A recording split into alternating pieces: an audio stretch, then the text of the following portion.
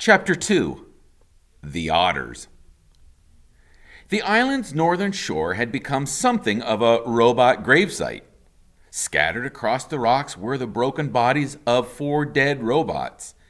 They sparkled in the early morning light, and their sparkles caught the attention of some very curious creatures.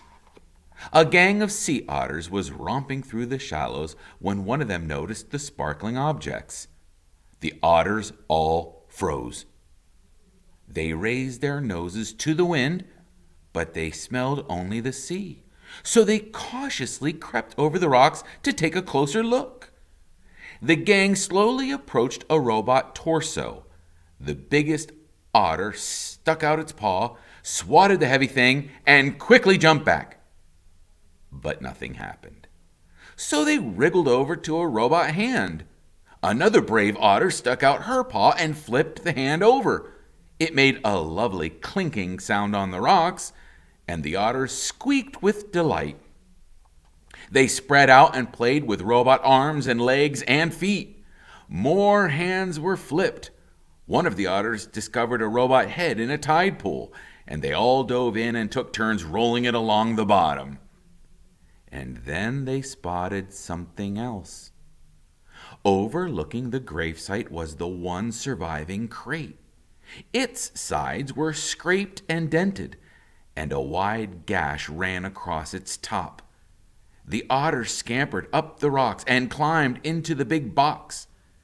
10 furry faces poked through the gash, eager to see what was inside.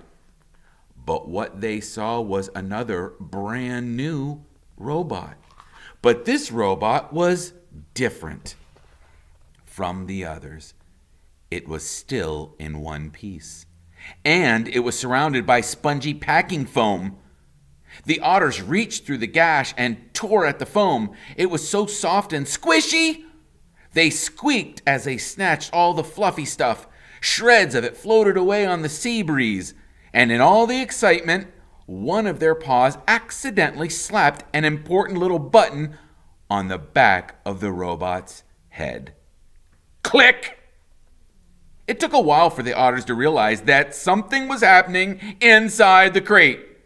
But a moment later, they heard it. A low, whirring sound. Everyone stopped and stared.